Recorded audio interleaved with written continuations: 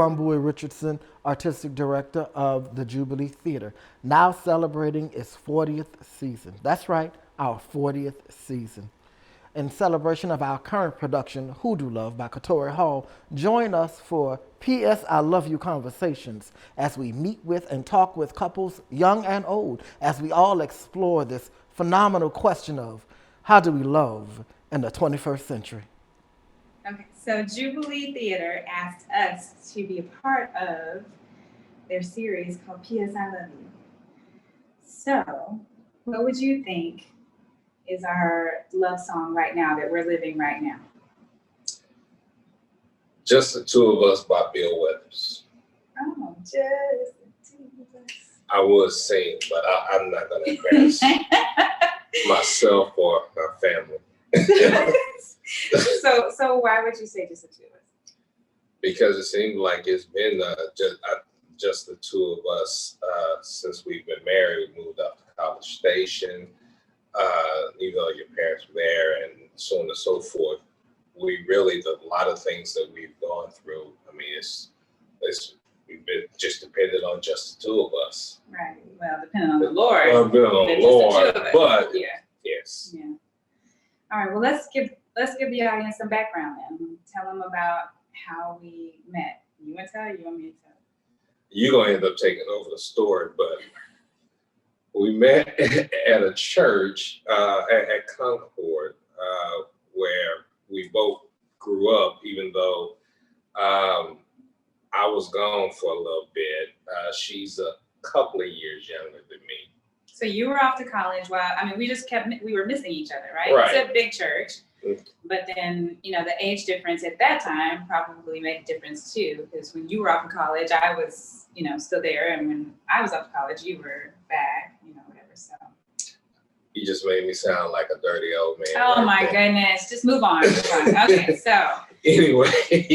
Anyway, so I was hanging out with a good friend who happens to be her god sister, Cammie, and her then fiance, Lamont, and we were just reminiscing on some old Motown songs. So I'm going to pause you because I want to tell the part where. So I was not living in Dallas. That also was part of the reason why I wasn't at the church, right? So True. I had moved off for school and training, mm-hmm. and I came home for the weekend. And when I came home, of course, I see family and went to church with them. Mm-hmm. And so I wanted to connect or reconnect with some of the people that I grew up with. And so I told Cammie, look, I'm going to catch up with some people. Where do you want me to meet you? Mm-hmm. And she said, when you're done, I'll be just waiting for you in the foyer under the chandelier.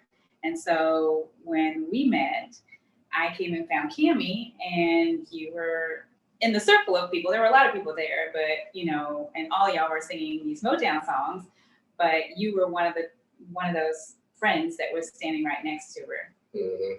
Now, y'all see, she's going to tell you the next part, but y'all see she looks younger than what she actually is. So I think I was well within my right to try to figure out and make sure that I was not going to be robbing the cradle. You were just trying to make sure I was legal. So, y'all are standing there singing the songs, mm-hmm. and, I love to sing. So, of course, I just joined right in and just start singing the Motown songs. And this guy here looks over at me and says, what did you say, babe? I can't ask a woman how old she is. So I tried to roundabout get her age range. What did you say? By saying, you look a little young to be knowing these songs. To which I said, nothing, actually. I just ignored him. And then you came right back and said again, are you sure you're old enough to know these songs? And I was gearing up to give some kind of snarky rebuttal. And I think my god sister saw it she saw what was happening. She was peeping it.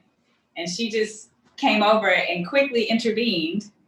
And she said, Jenny, this is my friend from grade school. Like, we grew up in Concord together. This is Fitzgerald. And Fitzgerald, this is my little sister, Virginia. And she told me she was 29. I was like, yes, it's on. Voice got deep and everything.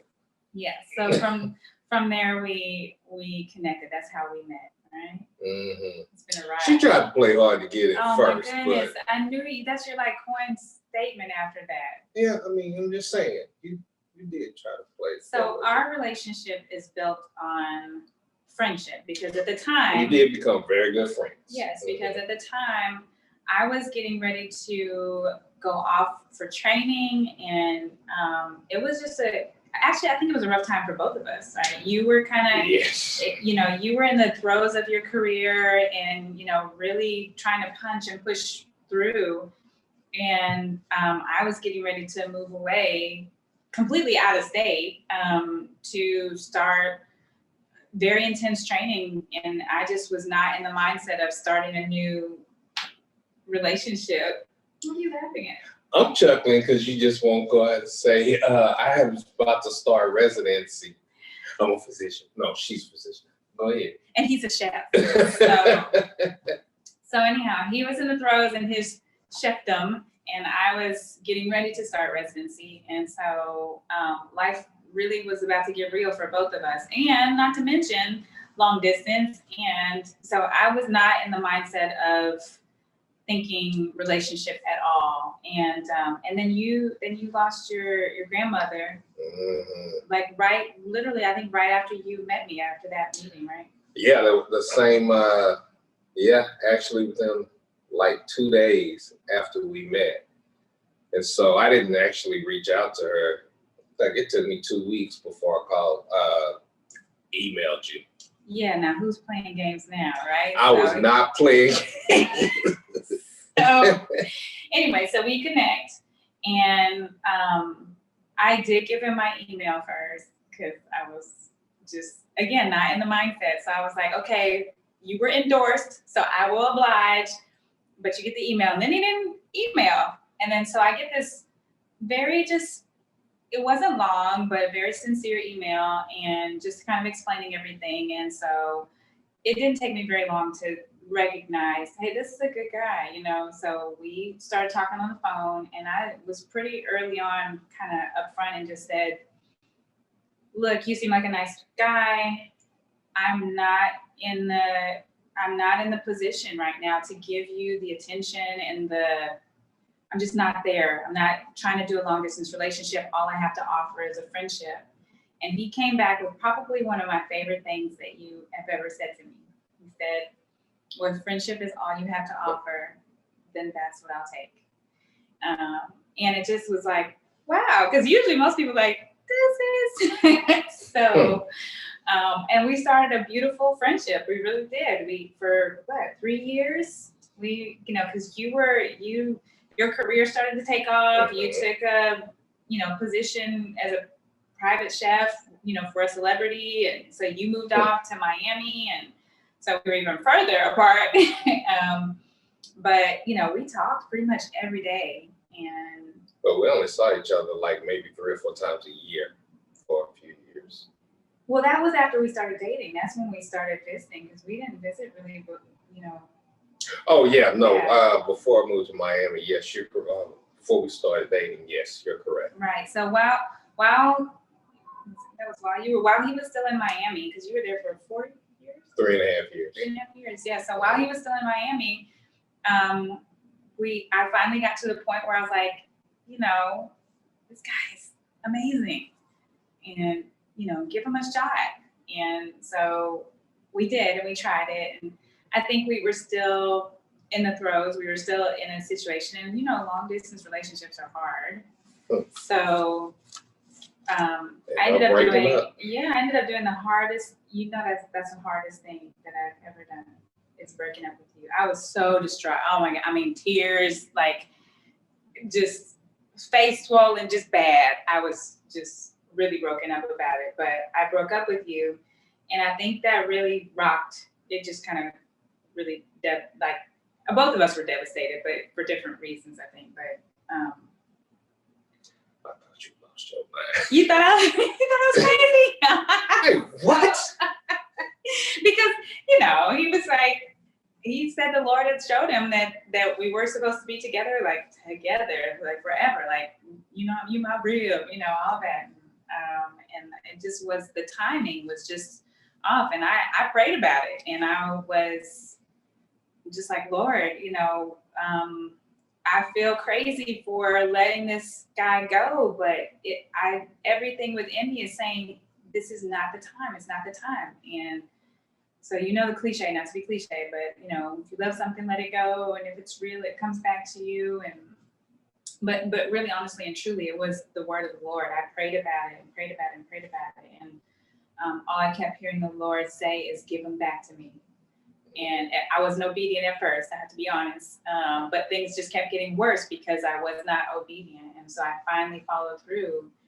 And I remember, I loved and respected you too much to do it over the phone, or, kids nowadays do that in a text message. So I came to Miami. I remember coming to Miami, and I waited until you didn't have to go to work because you were just slaving away. You were working so hard. And so when you finally had that weekend off, or whatever days it was, whenever, then I finally just kind of told you. And I try not to think about it that much. I know, I was sick. So anyhow, we break up and I leave, and the next 4 years. Yeah, we didn't see each other. We didn't see each other for 4 years, and I did a second residency. Yeah, maybe I'm a little crazy. So I did a second residency, and then when I graduated from there, I knew I wanted to come back south because I can't do cold weather. I don't want to live there, So I came back south and just ended up in Texas and took a position where my alma mater was, and would come back and forth to Dallas because it's not that far. And I do you remember what I said when I broke up with you? One of the things I said is that I would, no matter where you were, I would always follow your career and I would always support you.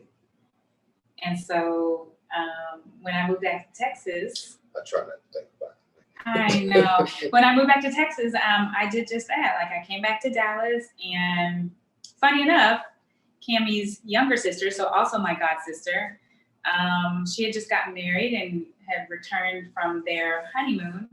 And so Crystal and I went to your restaurant then, just to support you. And I was not going to tell you that I was there. And Crystal was like, girl, you better go.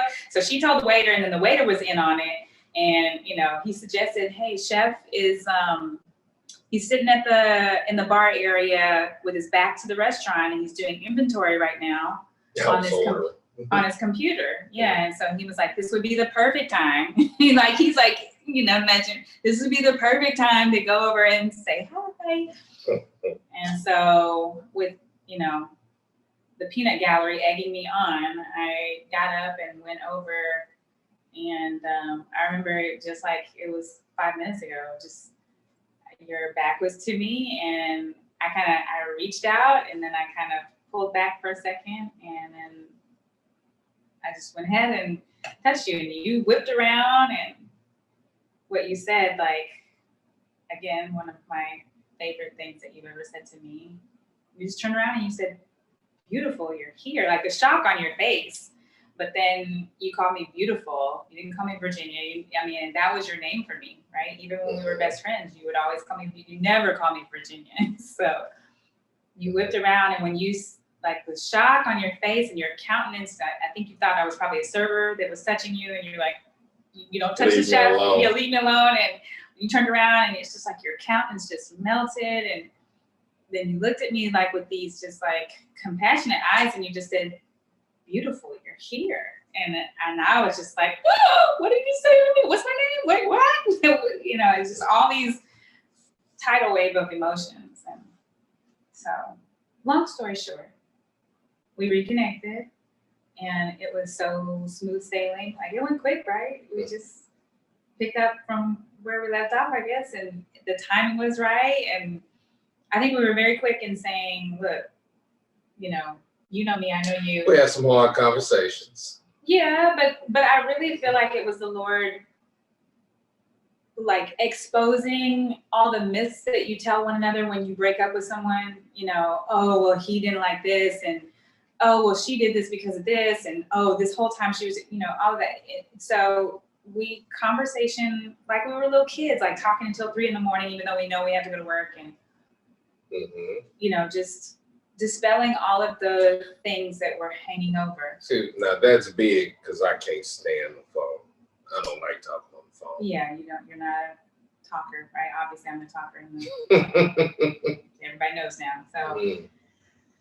So yeah, after we dispelled the myths, and then, we were giddy because it was the first time we were in the same state. Yeah, since we had met, Since we met, even though, we were 3.5 hours away from one another, but still in the same state. That was amazing. 2.5. 2.5, yes, depending on who's driving. And so we reconnected, and we decided to do premarital counseling early. Because, the interesting thing is, when we broke up, we were supposed to start premarital counseling in April, or end of March, early April in 2012. We ended up doing premarital counseling end of March, early April 2016, exactly 4 years apart. So it was like God pressed pause and made us both grow up individually before he brought us back together. Yeah. So, and since then, it's just been bliss, right? No, it's been great. It's been great. I feel like our love story is so amazing. Even as a little girl, I remember praying that, Lord, I want a forever love. Like, I want to marry someone, and I want to, like, not just love them, I want to like them, and I want to, like, my day, the things that happen in my day, they don't really matter until you know about it. Like, you just, Fitz knows now. I said, oh, it's great. I still love snuggling, and still love, conversations that we have about everything, anything, or being silly with you, or, it's like, I literally am living with my best friend, and, like, we have slumber parties every night, and it's just great. It is great. It is great because I know that my wife is my ride or die. Yeah. And when you know that your wife is your ride or die, everything else just smooth sailing. And I have peace. Peace at home. Praise the Lord. But some people, love is a funny thing. People put these glasses on, these rose-colored lenses on. Yes, I guess that's the correct term for it. And you don't really know how strong or how true it is until it's tested. Mm-hmm. And we are just coming off of a major test. Yeah, last year I got a little sick. A little sick? It was just a little, had a little thing in my chest, little tickle in my chest. So last year, it hasn't even been a year yet. No, you're right. It We're hasn't been coming a up year. on our You're 1 right. year anniversary. So, Right. So last year we were sitting just a few feet away from us right now, and in our kitchen, and Fitzgerald got this sharp stabbing pain in his chest. It was more so in your back, right? Well, it started in my chest, and then all of a sudden, after I got the stabbing feeling in my chest, I got another one in my back. And in my upper back, and then it just started going straight down my back like someone stabbed me and was running a knife straight down my spine. I've never felt that before in my life and never want to feel it again. So I thought he was having a heart attack, and I went into first responder mode. I just, I called 911. I mean, this is a guy that like won't stop unless his leg is falling off or he's dying or whatever. So for him to respond to it, and I mean, just the look on his face, the excruciating pain, he made this god awful noise. And even to this day, I'm still sensitive to noises, like if he'll make any, because, he'll do something and I'm just like, I'll cautiously look at him, it's just, maybe I have PTSD, I probably do, but, so I went into first responder mode and, baby aspirin, pulled him to the floor, called 911, all of that. And in probably the first minute or so after, triaging you and asking these questions, I knew it wasn't a heart attack, and I knew it was something more serious, and I actually knew what it was. It's very rare. I just started praying, and I actually called 911 again for like, where are y'all? So you got rushed to the hospital, and then you got sent to another hospital. The first hospital, I asked the nurses, get the ER doctor in here right now. I'm a physician. I know what's going on. It's emergent. He needs a surgeon. And I remember hearing this. And they did. And when I told the doctor what I thought I kind of S-barred him. I gave him like the situation, like the background, everything, assessment, and I gave him the whole plan laid out right there. And he just looked like sheet white. It's like, what?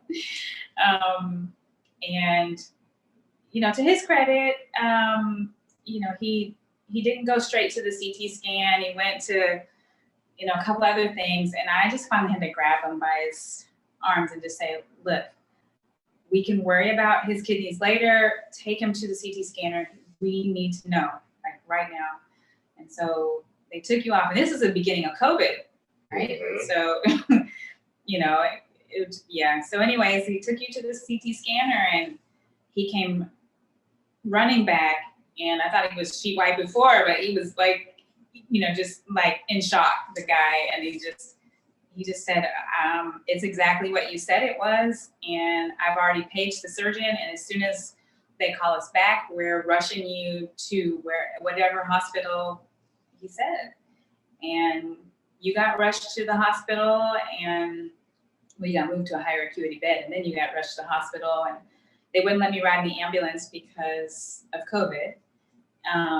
So I had to call somebody to come pick me up and take me to the hospital with you.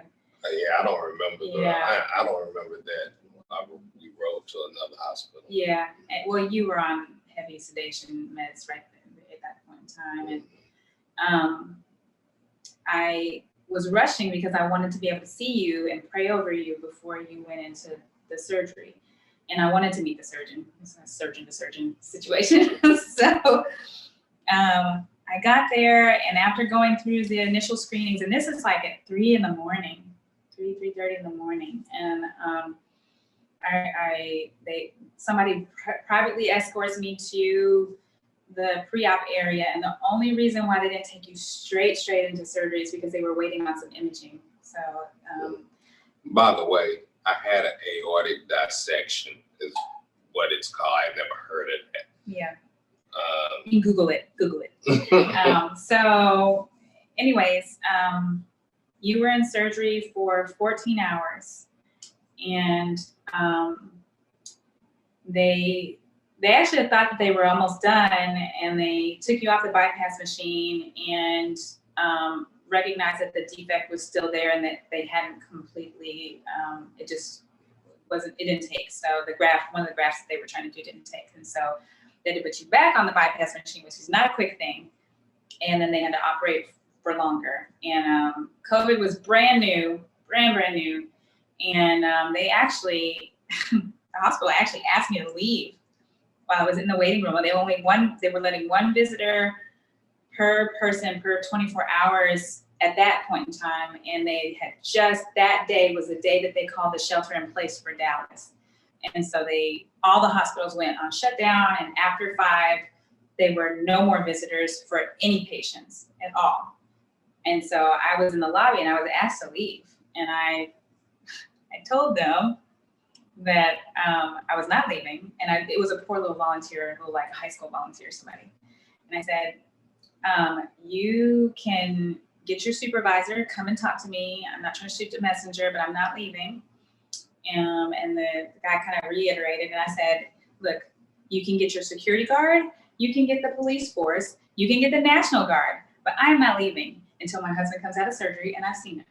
And that was it. So after you came out of surgery and went straight to the ICU, and I was able to come up there, they snuck me in to look over. I'm probably not supposed to be telling this, but see, now they got it on camera. It's okay. It's what it is. So get back in trouble. They snuck me in. Just cut that out. So they snuck me in, and I was able to see you and dote over you, and I checked all your lines and your sites and your incisions, everything. And then I had to leave, and I knew that once I left, they weren't going to let me back in. And you were in the ICU for 3 weeks. 3 weeks, and they did not let me come back. I only remember 1 week of that. Yeah, well, you were still intubated for like the first week, and then they extubated you. It took the breathing tube out, and you were working way too hard to breathe. So I had to consent for them to do the trach. So he had a trach, and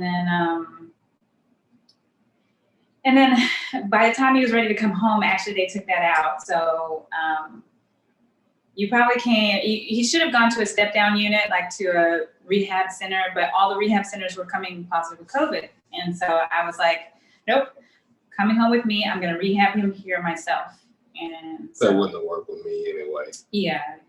I mean, you're a young man. Everybody there was older. I mean, this happens to men, usually Caucasian men. They're like 60s to 70s. So you are not at all the typical case. So you came home, and then there's Team Dot, and we rehabbed you, and here you are. And at the 6-month mark, you were already back up and working, and I was right by your side, just helping. I didn't feel comfortable. I mean, I was leaving and doing contracts myself by that time, but 2020 was a year. I mean, we lived. Then it turned out I had to go back to surgery. Yeah. And we live close to the police headquarters, so we're hearing, in the midst of the social injustice, everything, we're going out to, rallies and, just supporting a movement that probably should have happened a long time ago. But, for whatever reason, it happened that summer. So. But the bottom line, this woman saved my life, like for real saved my life. Because I don't know if the ER doc would have got to the correct diagnosis in time before I passed away had you not been pushing. Thank you for saving my life. But my. That's my ride or die. Yeah. So here we are, and Mr. Chef is restored, and God is good, and none of this would have been possible without him. And when we married, it was the two of us physically on an altar, but the Lord definitely is the glue in that love story. And so you're about to spring off into your career and become, well, you're already chef extraordinaire. I think people are going to recognize who you are, right? We're planning for a restaurant, just like we moved here for a restaurant. That's why we moved back to Dallas from, I shut down my practice and moved here for you to be able to do that. And that's definitely in the. It was probably best you shut down that practice anyway. Well, yeah. So here we are.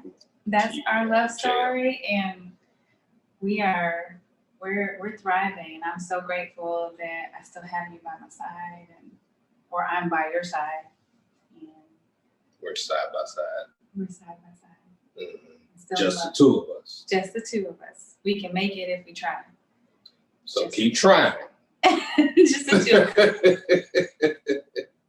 And that is our love story. Mhm. I hope that you all have enjoyed these conversations with us as we dig deeper into what does it take to love in the 21st century. Now, for more information about Jubilee Theatre as we celebrate our 40th season, please go to jubileetheater.org. If you're interested in purchasing a ticket for HooDoo Love, please go to vimeo.com. Now, for those of you that are able to in these tough economic times, please consider making a donation to Jubilee Theatre.